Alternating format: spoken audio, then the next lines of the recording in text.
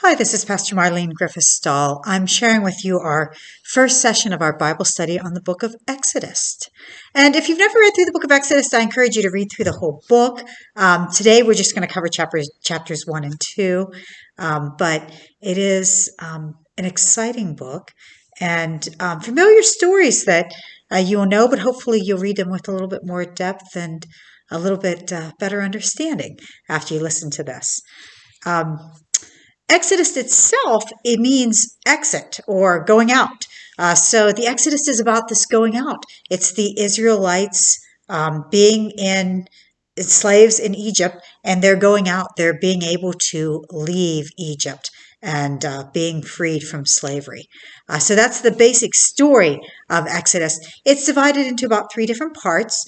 The first part is when God hears the cry of God's people, the Hebrew people, remembers the covenant and begins to act. And all those actions are chapters 1 through 18. And that's probably the stories that you're the most familiar with when we go through the book of Exodus. They're the ones that you know of Moses when he's younger and Moses bringing the people out of slavery. And then you get into chapters 19 through 24, and you get this sense of God's people with a new identity, a remembrance of the covenant, but also a remembrance of how to live out this new life. You get the giving of the 10 Commandments in the wilderness and some definite trials in the wilderness as well. And then you finally get chapters 25 through 40. And to be honest, you'll probably get bored reading those chapters. I think it's important for you to read them at some point, but they're not the most exciting part of Exodus. You instead have this whole instructions for how to make the tabernacle. And the tabernacle is how you carry the Ark of the Covenant throughout the wilderness, how you know that God's present with you, that this is your place to worship when don't really have a land and a place. It's just the temporary home of God. So you have the tabernacle, and also then how do you worship God when you aren't settled. So that's really good. An important piece, but like I said, not the most exciting, not the parts that you've probably read before. Now, we don't know exactly when the book of Exodus is written. We know that it's probably written in several different parts. There is a long time explanation from German scholarship, the JEPD theory, and it was looking at all the Pentateuch, and the Pentateuch are the first 5 books of the Hebrew scriptures, or what we call the Old Testament. So this is Genesis, Exodus, Leviticus, Numbers, and Deuteronomy. There's some people that really question that whole theory, but the gist of it is, and still holds true, that there's probably 4 distinct periods and or writers that are putting together what becomes the Pentateuch. And in the process of doing that, you have different perspectives. So in Genesis, for instance, you find out, you can tell that there's sometimes 2 different stories being put together, like the creation story itself, and in Noah's Ark. When you read it closely, you can tell that there's places that don't quite line up. So obviously there's 2 different versions of the story. And that's part of the reason why scholars came up with this theory. The reality is we don't know exactly when parts of it are written, but we know that in the end, somebody put it all together. And when they put it all together, there's a narrative flow that becomes really important, both in Genesis and in Exodus, and really all of the Pentateuch. But we're going to look at it more of an overall arch and look at it as one complete narrative instead of trying to figure out, what parts were written by who and when. That's an interesting study, and if it's something that you are interested in yourself, I'll get you some resources. But I'm going to look at the present form, the way we have Exodus presented to us. And it probably comes in its present form during the exile, because the people are away from Jerusalem. They're away from Judea. They're not able to worship, and yet they want to trust in this promise of the covenant. And they would have known these stories of Moses. They would have known these stories of God's people. And so they probably finally wrote it down in its final form during those times. Overall, though, this story is such a powerful one and gets used in so many different ways. Oppressed peoples for centuries have turned to the book of Exodus, and it has given them meaning, it has given them hope. It has reminded them that God does lift up the lowly, God does speak to those who are powerless, and God does thwart the powers of those who seem to be the most powerful in the world. So here you have the Israelites being controlled by Pharaoh. And Pharaoh is the biggest, strongest power in Egypt, and not just in Egypt, but in the area around Egypt at the time.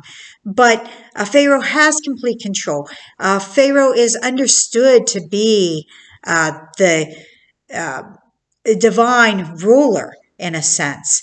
And so it's that versus being ruled by God, the true and only God. And so that's what you get back and forth. And so you can see how Pharaoh rules. Pharaoh has much fear in him. Pharaoh is ruling by death and destruction and trying to hold people down. And God is always about giving life, working with Moses and through other people to bring about redemption and hope for the Hebrew people. So that's a major, one of the major themes throughout the book of Exodus. And it's such a major theme that Black churches in the United States still often go back to and use this story of Exodus as such a pivotal point and an understanding for them as a people. Even since slavery times, there was a sense that there was hope even in the midst of slavery because God is on the side of those who are oppressed. And certainly during the civil rights movement, it became a key dynamic as well. And for the Jewish community, this is the book where you have the great story of the Passover. And the Passover is such a prominent story. And Moses is such an important figure for our Jewish brothers and sisters. So that's why it's an especially powerful and important book for you to be familiar with. And in the end, it talks about, God taking care of God's people, even when it seems like it might be hopeless. And you also throughout it have this whole theme of creation and recreation and revitalizing creation, bringing life where it appears that there's death. And it really is a sense that the whole future of creation is at stake. So throughout the book, and especially the first few chapters, you see a lot of parallels between Genesis and Exodus itself. And I'll try to point out a few of those as we go along. And one of them starts right with the beginning of chapter 1. If you read through chapter 1, you'll notice that there's a reference to what happened in Genesis. It's obviously a continuation in many ways of the Genesis story, but it starts off in a whole different position, in a whole different way. So you're reminded of Jacob or Israel and the tribes of Jacob that move into Egypt. And if you don't remember it, go back and look at the whole story of Joseph. It's a long story. It's a lot of chapters in Genesis, but it's the story of God saving God's people through Joseph and making sure that they're taken care of. So when there's a famine, we find that all of the 12 tribes end up coming down into Egypt where there is food and where they can be taken care of, and God provides them with life. And Joseph and his brothers now have this wonderful land of Goshen, and they are prospering and doing well in Egypt.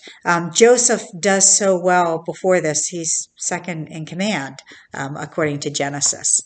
So But this is a news story, and the news story starts off when nobody remembers Joseph and all of his generation has died. So the Pharaoh, the new king of Egypt, does not know Joseph. The new king of Egypt does not know this people of God, these people that have a covenant relationship with our Creator. But God still knows the Hebrew people, and that becomes really important at the end of chapter 2. But in chapter 1, we see this fear in the Pharaoh, and we don't even find out which Pharaoh it is. The Pharaoh and then the second Pharaoh in the book never get named. They become nameless even though they're such powerful figures in their time and their day. But they're not important to the salvation history, so they remain nameless. And in fact, people have tried to figure out who this might be. One is that it might have been Ramses II. That's kind of the prevailing theory of the time period. But the Pharaoh, since he does not know Joseph, is afraid because these Hebrew people just keep reproducing. They're very prosperous. They are very fertile, and he is afraid that they might take over. And especially if a foreign enemy comes in, that they might side with that enemy and they might be able to overthrow the Egyptian people. So the Pharaoh acts in fear, and his first action is just to try to get rid of those male boys. All the baby boys are to be killed. And what he does is he puts the power of life and death in the hands of 2 Hebrew midwives. And they actually get named in the story. The Pharaoh, the powerful one, remains unnamed, and these 2 midwives are named. And they're remembered by name after all these years. But they also fear God. And they are not going to follow Pharaoh's command. And so they've got to come up with a creative disobedience. And their creative disobedience is to simply continue letting the Hebrew boys live. But when Pharaoh confronts them, they tell him, these Hebrew women, they are so strong and they are like beyond human. Their strength and their virility is so great that they don't even call on the midwives. By the time we get there, the babies are already born. It's too late. We're not able to follow your command because the Hebrew wives are just having their babies on their own, basically. And so there's this struggle still. And the Pharaoh's alternative then is to tell all the people, when there's a baby boy, throw him in the Nile. Make sure he's drowned in the Nile river. The very river that gives life to Egypt is supposed to be the river that's going to take away life from the Hebrew people. Well, we know that it unfortunately does work for many of the young boys that are born, but it doesn't work for one. And this particular one is born, and in chapter 2, we hear his birth, and he ends up being saved by 3 more women. These happen to be unnamed women this time, but 3 women who are powerless again are the ones that save Moses. And it starts out with Moses' own mother. When she knows that she has a baby boy, she hides him for 3 months. Having 2 daughters, I have no idea how you hide a baby for 3 months, but obviously she had a better method than I did of keeping them from crying and getting flustered. But she hides him for 3 months, and when she can't hide him anymore, she too comes up with some way to disobey, but kind of obey what she's been told to do. She does, in fact, put Moses in the Nile River, but she doesn't just put him in on his own. She protects him. She makes a basket. And you've heard this story before, but what you might not understand is the word basket is the same word in Hebrew as the word for ark in Noah's ark. And so she protects him. And there's this parallel between God saving Noah and his family and Noah's mother, and through God's work, saving Moses' mother. I just said Noah's mother. Moses' mother saving him by putting him in an ark or a basket. And so he's in his basket, and his sister is off to the side. She's the second unnamed female, not really a woman, she's a young girl at the time. She's watching to see what's going to happen to her baby brother, and along comes Pharaoh's own daughter, who doesn't quite obey her father's commands, because when she realizes it's a male Hebrew boy, she isn't ready to give up his life. She too is on this side of life. She too wants to protect this child, and she instead names him Moses because he is drawn up out of the water. And conveniently, because the sister's standing on the side watching what's happening, she comes over and offers to find somebody, one of the Hebrew women, to nurse this baby for Pharaoh's daughter. And so Moses' own mother gets to care for, and has actually paid to care for, her own son until he's old enough to live and be brought up as an Egyptian with Pharaoh's daughter.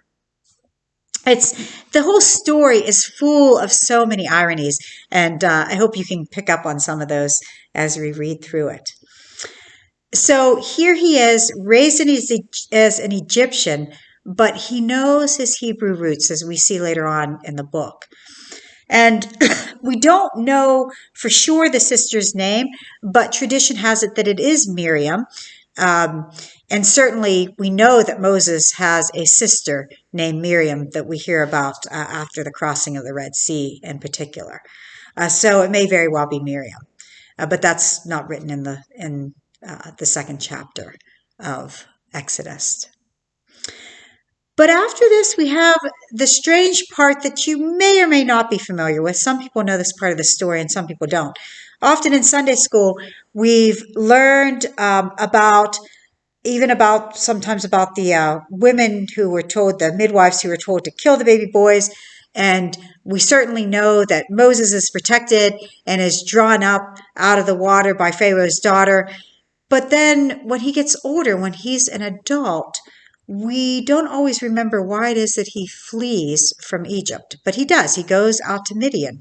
And the reason why he flees is Moses witnesses an Egyptian and a Hebrew person harming each other, the Egyptian harming the Hebrew. And then Moses looks around, thinks nobody's watching, and strikes the Egyptian, obviously killing him from the context. Now, we think it's horrible, when we hear this, but the same term is when God strikes somebody, with often results in death, or a nation, or, a group of people. So we don't have that same moral judgment in the text itself. Certainly, most of us have those sensitivities that we can't believe that Moses is a murderer. But in fact, he does feel that he's righteous by doing what he does. He kills this man and he thinks nobody's seen it. And yet, obviously, other Hebrew people have seen it, because when he sees other people, two Hebrews fighting, they're afraid that he might kill them. And word gets out to Pharaoh.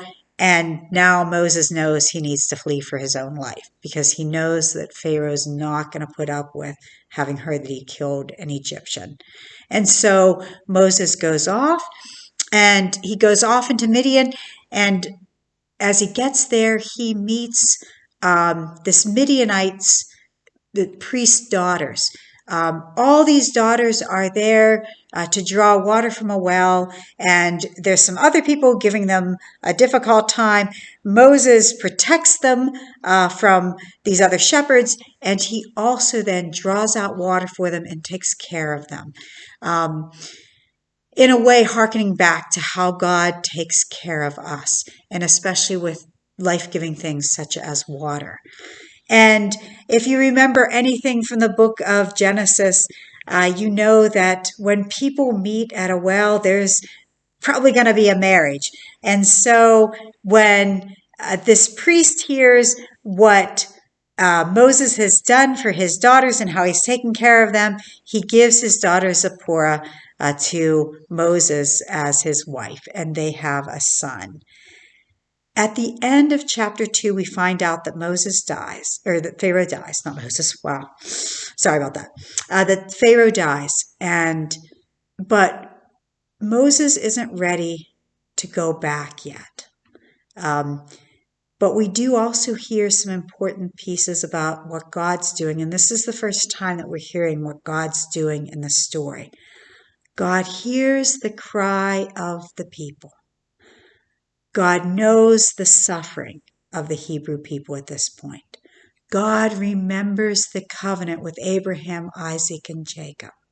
It's not that God forgets the covenant, but in Hebrew, when you hear remember, it means it brings it right back up. It is going to be acted on. It's not just a remembrance. It is time to move on this and to do something about it.